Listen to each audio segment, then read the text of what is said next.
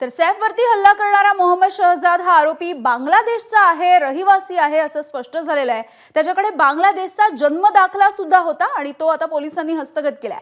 7 ते 8 महिन्यांच्या पूर्वी तो सिलिगुडीच्या मार्गे मुंबईमध्ये आला होता। बेकायदेशीरपणे भारतामध्ये आल्याच्या नंतर त्यानं 3 नावं बदलली।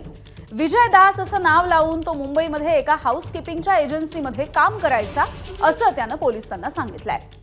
सैफवरती हल्ल्याच्या नंतर त्याचं सीसीटीव्ही फुटेज रिलीज झालं आणि त्यामुळे घाबरलेला मोहम्मद शहजाद हा बांगलादेशला पळून जायची तयारी करत होता आणि त्यासाठी तो अनेकांच्या संपर्कातही होता अशी माहिती मिळते।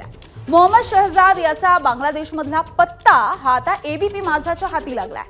तो बांगलादेशमधल्या नाल सिटीतल्या बतायाराज इथला रहिवासी आहे। झलोकाठी जिल्ह्यामध्ये त्याचं वास्तव्य होतं। एबीपी माझा, उघडा डोळे बघा नीट।